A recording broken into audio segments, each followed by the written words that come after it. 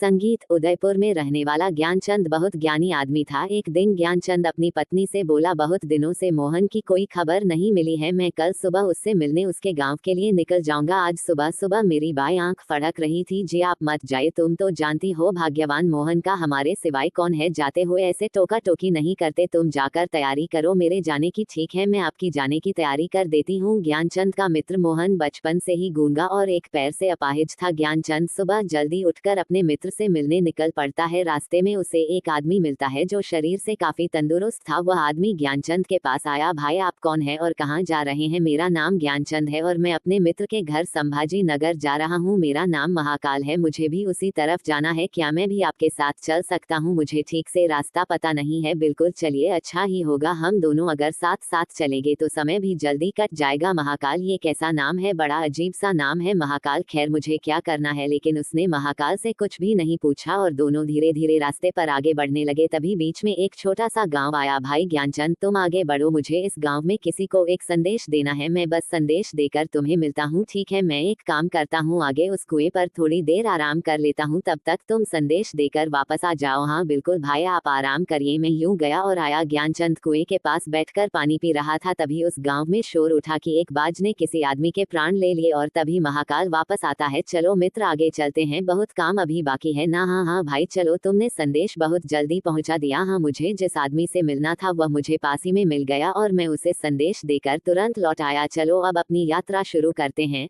संगीत प्रशंसा। संगीत मित्र, रात होने वाली है और पूरा दिन चलकर हम बहुत थक भी गए हैं। क्यों ना हम रात इसी मंदिर में रुक जाए और यही आराम कर ले। तुम सही कह रहे हो, हम यही रुक जाते हैं और आराम कर लेते हैं और इसी बहाने से प्रभु के दर्शन भी कर लेंगे। भूख भी बहुत लगी है, इसलिए भोजन कर लेंगे और थोड़ा विश्राम करके सुबह जल्दी ही आगे की यात्रा के लिए निकल पड़ेंगे। ठीक है, हम यहीं रुक जाते हैं। मुझे इस गाँव में किसी का सामान देना है, देकर आता हूँ। तुम भोजन करो, मैं आकर खा लूंगा। लेकिन मित्र साथ में भोजन करते हैं ना। अरे मित्र, बस में काम निपटा करा अभी आया, आप भोजन। संगीत करो। अरे आग लग गई भैया, अरे पूरे गांव में आग लग गई, लगता है कुछ नहीं बचेगा। यह महाकाल जहां भी जाता है वहां किसी ना किसी तरह की अनहोनी हो जाती है। तभी महाकाल वापस आता है, लेकिन वह महाकाल से कुछ नहीं संगीत पूछता और दोनों सो गए और सुबह जल्दी उठकर दोनों आगे की यात्रा पर निकल पड़े। कुछ देर बाद फिर से एक दूसरा गांव आया। मित्र तुम थोड़ा विश्राम करो, मुझे इस गांव में कुछ काम है, मैं तुमसे आकर मिलता हूँ अब। ठीक संगीत है। अरे भैया, अरे मधुसूदन को सांप ने डस लिया। अरे भैया, उसकी मृत्यु हो गई है। तभी महाकाल वापस आ जाता है। मित्र मैं तुमसे कुछ पूछना चाहता हूँ, अगर तुम्हारी अनुमति हो तो। हाँ बोलो, क्या बात है। मित्र मन में जो भी शंका है उसे दूर कर लो। तुम जिस गांव में भी जाते हो, तुम्हारे जाते ही वहाँ कुछ ना कुछ अनहोनी क्यों हो जाती है। क्या तुम मुझे बता सकते हो कि ऐसा क्यों हो रहा है। ज्ञानचंद, आप मुझे बड़े ज्ञानी लग रहे थे, इसलिए मैं आपके साथ यात्रा करने के लिए निकला था, क्योंकि मैंने सुना है ज्ञानियों का साथ हमेशा अच्छा होता है। क्या सचमुच आप अभी तक नहीं समझे कि मैं कौन हूँ। मैं समझ तो चुका हूँ, लेकिन कुछ शंका है। यदि आप अपना सही परिचय दे तो मेरे लिए आसानी होगी। मैं यमदूत हूँ और यमराज की आज्ञा से उन लोगों के प्राण हरण करता हूँ जिनकी आयु पूर्ण हो चुकी है। अगर ऐसी बात है और तुम सचमुच ही यमदूत हो तो बताओ, अगली मृत्यु किसकी है। अगली मृत्यु तुम्हारे मित्र की है जिससे तुम मिलने जा रहे हो, और उसकी मृत्यु का कारण भी तुम ही होगे। अब तुम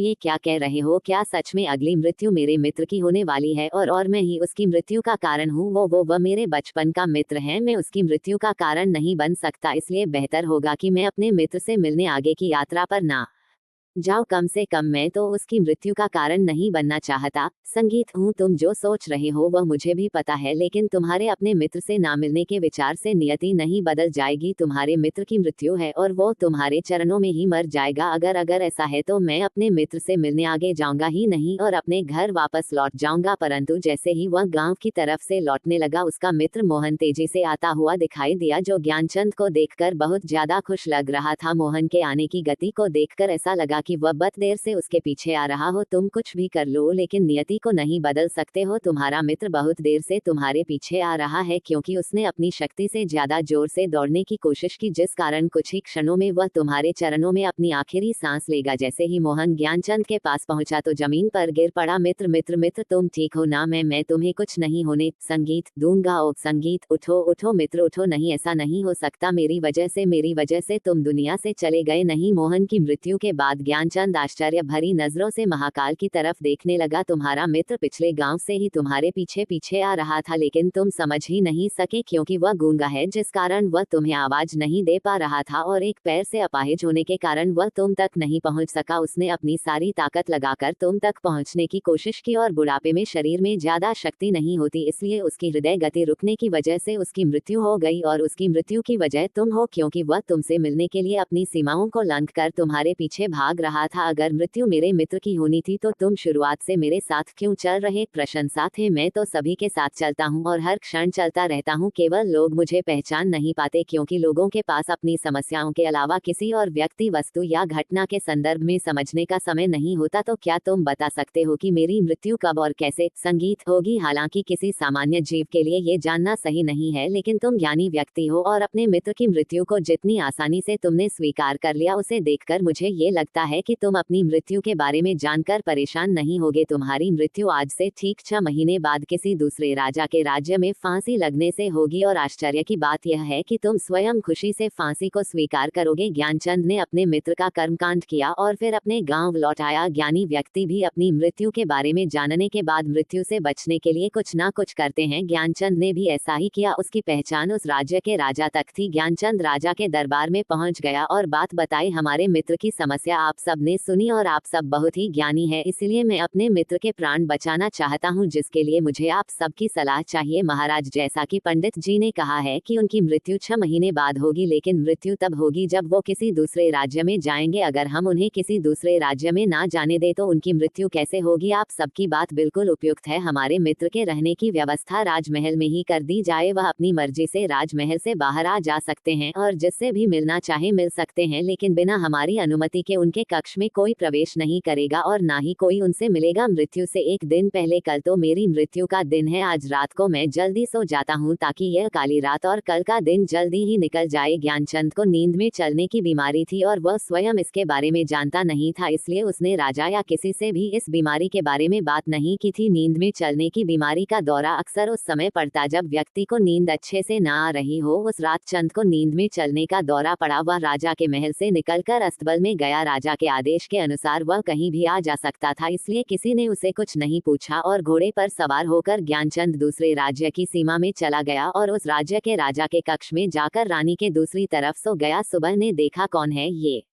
नामुराद जिसने हमारी राज रानी के साथ और हमारी शानो शौकत में ये गुस्ताखी की है? इस गुस्ताख को तुरंत गिरफ्तार कर लो और दरबार में पेश संगीत करो। माफी महाराज, माफी महाराज, मुझे खुद नहीं पता कि मैं आपके राज्य में कैसे आया, और राज्य में तो छोड़ दीजिए, आपके कक्ष में मैं कैसे आया मैं खुद नहीं जानता। तुम झूठ बोल रहे हो, सच सच बताओ, तुम कोई जासूस तो नहीं हो? महाराज, मैं सच कह रहा हूँ, मैं कोई जासूस नहीं। राजा तो पहले ही क्रोधित था और ज्ञानचंद की बातें सुनकर और क्रोधित हो गया। तुम्हारा अपराध अक्षम्य है। सैनिकों, इस दुष्ट को फांसी पर चढ़ा दिया जाए। महाराज, महाराज, मैं नहीं जानता कि मैं यहाँ कैसे पहुँच गया और आपके किसी पहरेदार ने मुझे रोका क्यों नहीं, लेकिन मैं इतना जानता हूँ कि आज मेरी मृत्यु होने वाली है और होने जा रही है। तुम्हें कैसे पता कि आज तुम्हारी मृत्यु होनी थी? क्या कहना चाहते हो तुम? महाराज, मेरा क्या किसी भी सामान्य व्यक्ति का इतना साहस कैसे हो सकता है कि वह राजा की उपस्थिति में के कक्ष में रानी के बगल में सो जाए? ये तो सरासर आत्महत्या होगी। मैं दूसरे राज्य से इस राज्य में आत्महत्या करने क्यों संगीत आऊंगा? अगर तुम्हें ये पता है तो तुम हमारे कक्ष में क्यों आए? महाराज, मैं आपको सारी बातें सच सच बताता हूँ और पिछले 6 महीने में हुई सारी बात बताता हूँ।